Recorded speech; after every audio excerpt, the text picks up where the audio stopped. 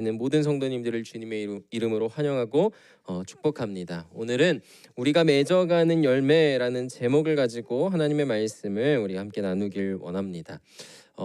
연초이지만 우리가 지난해 여러 가지 삶들을 한번 좀 돌아본다면 우리는 삶 속에서 정말 많은 것들을 누리면서 살아가고 있습니다.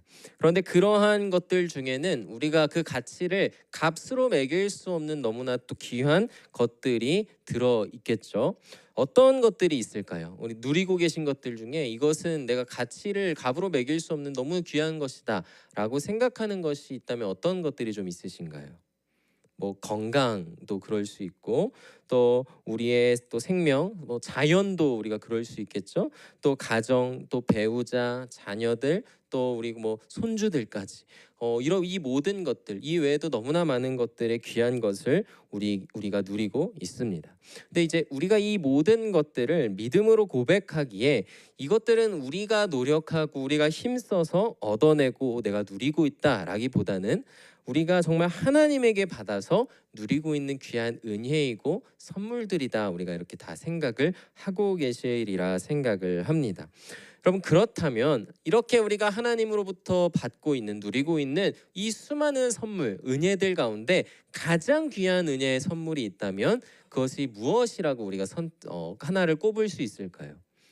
여러 가지의 이제 단어들을 머릿속에서 다 선택을 하고 떠오르고 계시겠지만 바로 우리를 위해서 이 땅에 오신 하나님의 독생자 예수님이시다. 우리가 가장 먼저는 얘기할 수 있죠.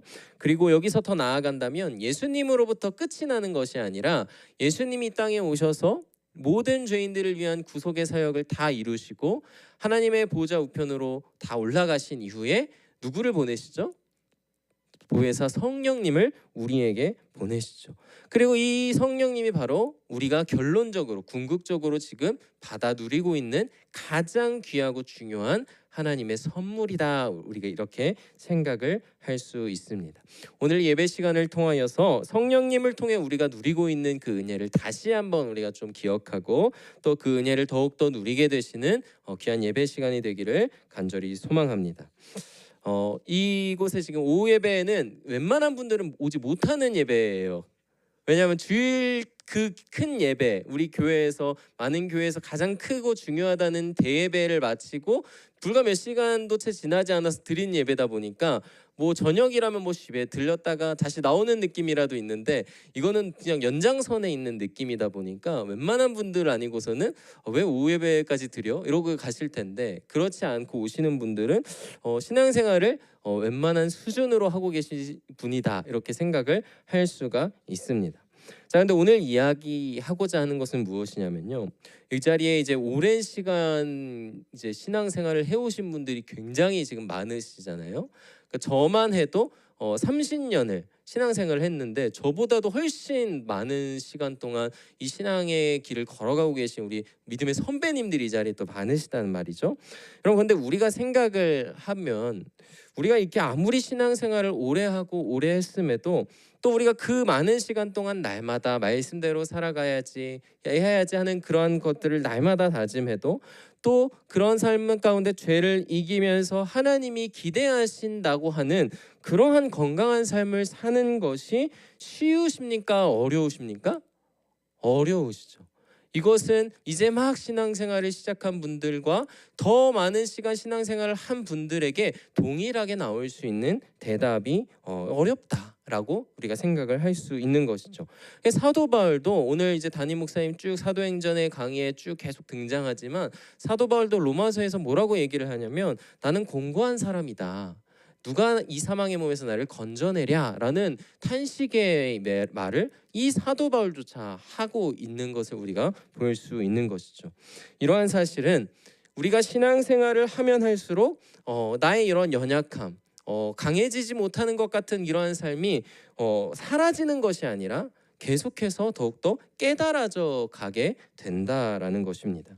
그래서 과거 이스라엘 백성들의 삶을 우리가 간단하게 좀 생각하면 이들은 이러한 좀 나의 연약함, 나의 어떤 구원을 이루어가기 위해서 이러한 비참한 삶에서 벗어나기 위해서 무엇을 의지하기 시작하냐면 행위에 대한 율법을 의지하기 시작한다. 다들 많이 들으셨을 것입니다. 그래서 율법을 내가 지킴으로써 의로워지고자 하는 모습을 취하게 되었던 것이죠. 그러나 잘 아시다시피 우리가 가지고 있는 이 율법은 우리를 죄로부터 물론 절제하게 하고 또 억제하는 긍정적인 역할, 무엇이 죄인지 알려주는 그런 선생과 같은 역할은 하지만 그 사람 자체를 온전하게 바꾸어 놓지는 못한다라는 것입니다. 그러니까 율법은 구원을 가져다 줄 수 있는 것이 아니다. 우리가 이렇게 너무나 잘 알고 있는 것이죠. 그래서 바울의 말을 다시 빌리자면 율법은 사망의 몸에서 우리를 건져낼 수 있습니까? 없습니까? 없습니다. 단지 율법은 너는 사망의 몸이야 라는 것을 더욱더 깨닫게 한다라는 것이죠. 그런데 우리가 이러한 비참한 삶의 인생 가운데 살아가고 있던 존재였는데 그러한 인생 속에 한 줄기 빛이 내려와요. 바로 한 분이 우리에게 내려오시는 것이죠. 그분이 누구실까요? 예수님이시고 그걸 넘어서서 더욱더 궁극적으로 우리가 보자면 보혜사 성령님이 예수 그리스도의 영, 진리의 영으로서 우리에게 오신다라는 것입니다. 그리고 이 성령님이요 그냥 오시는 것이 아니고 어디로 오신다고 우리가 생각을 하죠? 그냥 이 세상 가운데 머무시나요? 이 세상 가운데도 물론 다 다스리시고 함께 하시지만 어디 가운데 계십니까? 우리 안에 계시다. 그래서 우리가 그걸 내주하신다라고 이야기를 합니다. 그래서 성령님께서 우리 안에 내주 머무르기 시작하시는데 이 성령님은요 잠시 어떤 투숙객처럼 어떤 호텔에 잠시 체크인해서 잠깐 머물다 다시 돌아가는 그러한 존재로 오시는 것이 아니라 우리를 바꾸어내기 위해서 오히려 우리를 안에 있어서 뭔가 우리 안에서 뭔가 자신이 누리고 무언가를 경험하고 무언가를 취하고자 우리에게 오신 것이 아니라 만약 그렇게 오셨다면 컴플레인을 계속 거실 거예요. 아, 방 상태가 너무 더럽네요. 방이 너무 지저분, 죄가 너무 많네요. 죄가 계속 들어와요. 이거 좀 어떻게 좀 해주세요. 이라고 나와야 되는데 성령님은 그렇게 오신 분이 아니시라 오히려 우리라는 존재 자체를 바꾸어 놓으시기 위해서 우리를 깨끗하게 하시기 위해서 오신 하나님이시라는 것입니다. 그래서 우리가 이것을 이야기해서 간단하게 또 중요한 성경적인 용어로 중생이라고 표현을 하는 것이죠. 이러한 중생은 우리가 에베소서의 표현을 빌려서 이야기하자면 허물과 죄로 죽었고 또 공중의 권세 잡은 자를 따랐고 진노의 자녀로서 살아가는 존재가 아니라 이제는 거듭남, 우리 담임 목사님의 말씀을 통해서 이미 너무나 잘 공부하신 것처럼 다시 하늘 하나님으로부터 빚어진 완전히 새로운 살아있는 존재로 태어나게 되었다라는 것입니다. 그래서 성경은 우리를 새로운 피조물이다라고 이야기를 하는 것이죠. 그 순간 성령 하나님이 우리의 인생 가운데 찾아오셔서 내주하셔서 우리를 살리시고 바꾸어 놓으신 그 순간 그때부터 그 사람의 인격이 달라지기 시작해요. 그 순간부터 그 사람의 인생의 가치가 달라지고 생각이 달라지고 말과 행실이 달라지기 시작합니다. 이 일을 누가 하신다고요? 보혜사 성령님이 하시는 것이죠. 성령님이 주시는 이 놀라운 은혜로 인하여서 죄의 도구로 사용되던 우리의 삶이 이제는 하나님의 나라, 하나님의 의, 하나님의 영광과 생명을 위해서 거룩한 도구로 새롭게 빚어지고 사용되게 되었다라는 것입니다. 이 자리에 있는 성도님들이 바로 그러한 거룩한 하나님이 사용하시는 복된 도구이신 줄 믿습니다. 아멘. 그래서 오늘 담임 목사님의 오늘 말씀을 생각해 볼 때 날 때부터 다리 저는 자, 그의 인생이 얼마나 비참하고 어둡습니까? 그의 인생은 아마 그의 삶 가운데 돌아봤을 때 자신의 삶에 소망이 없다고 생각하고 그저 하루를 살아 넘기기 위해 고군분투하며 살아갔을 거예요. 근데 그러한 인생이 성령 하나님을 통해 이 사도행전의 모든 것, 이 바울의 전도행을 모든 것을 또 통제하시고 보내시고 하는 것이 성령 하나님이시잖아요. 또 성령 하나님의 그 역사하심 가운데 바울과 이 바나바를 만나게 하시고 그로부터 성령이 그 믿음을 따라 그 인생이 들어갔을 때 그 비참하던 인생이 어떻게 되죠? 날 때부터 다리 저는 자였던 그의 인생이 오히려 이 세상 가운데 하나님의 살아계심을 드러내고 예수 그리스도의 복음의 확신을 가져다주는 그러한 놀라운 도구가 되었다라는 것이죠. 그러한 인생이 바로 우리의 인생인 줄 믿습니다. 자, 그런데 문제는요, 여러분, 사람은 쉽게 변합니까? 안 변합니까? 안 변한다라는 말이 우리의 삶에 떨어지지가 않아요.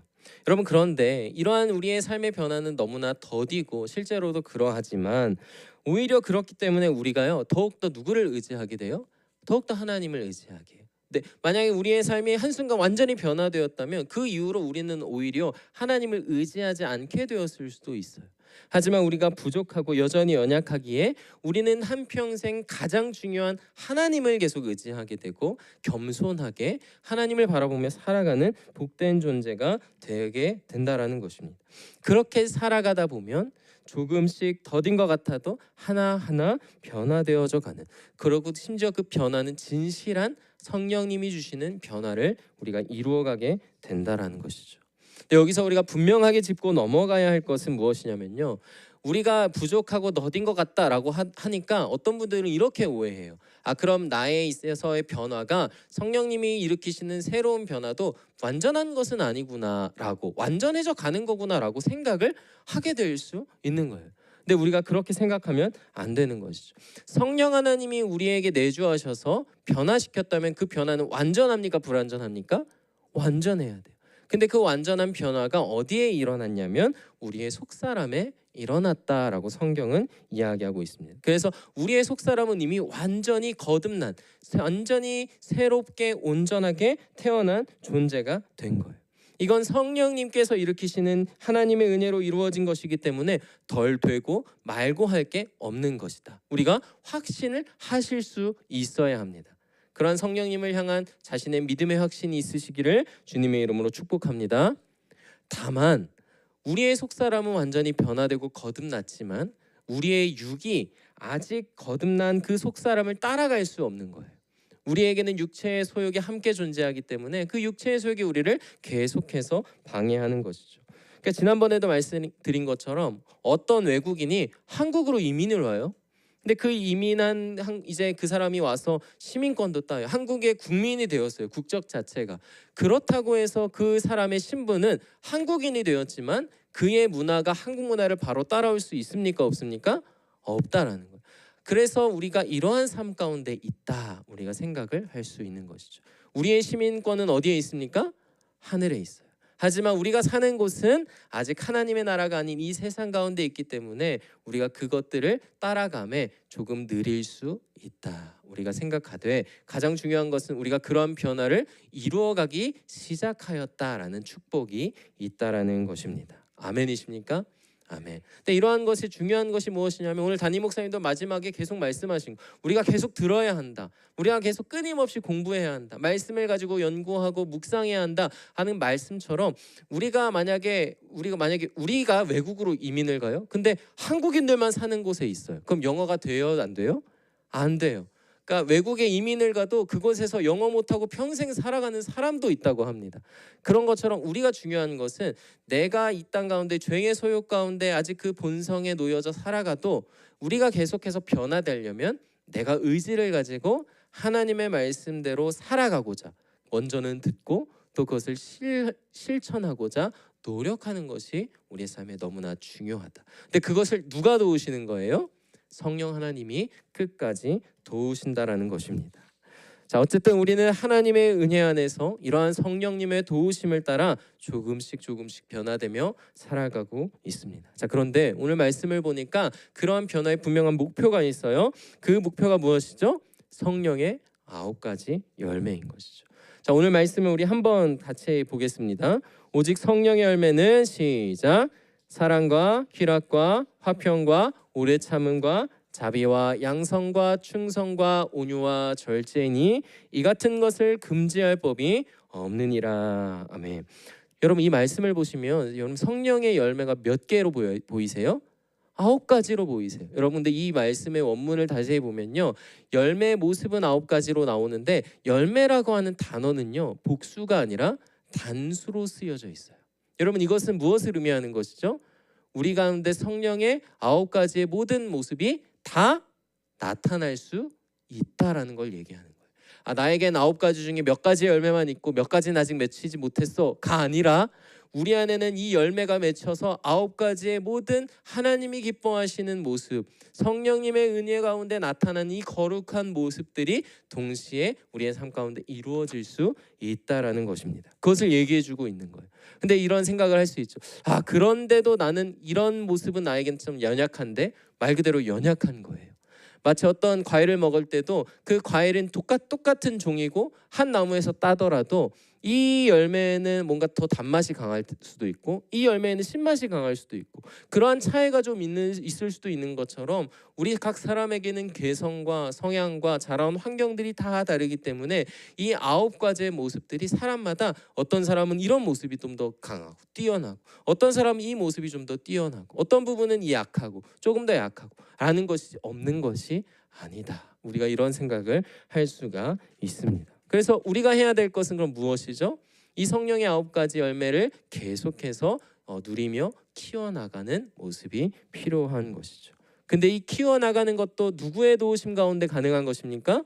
성령님의 도우심 가운데 가능한 것이다. 자, 이것을 우리가 바꿔서 얘기하자면 성령님은 그러한 열매를 맺어가기 위해 우리를 도우시고 계십니까? 안 계십니까?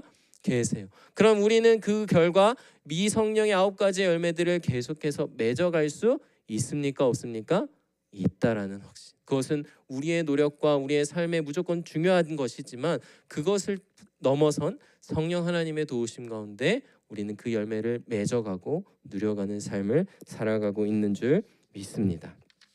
이번 명절에도 이 성령님이 주시는 은혜 누리시고 또 이 귀한 열매를 풍성히 맺어가시는 그런 귀한 은혜, 또 그러한 우리의 열매 맺는 삶을 통하여서 우리 주변에 믿지 않는 자들이 저 사람이 하나님을 믿는다는데 정말 무언가 변화가 있구나, 우리를 통해서 발견하게 되고 우리 어떤 삶의 본을 통하여서 예수 그리스도를 믿는 것의 삶이 얼마나 아름다운 것인지 발견하게 되는 그런 우리를 통한 열매를 맛보게 되는 그런 거룩한 축복의 통로로서까지 살아가게 되시는 우리 모든 복된 성도님들 다 되시기를 주님의 이름으로 소망하고 축복합니다.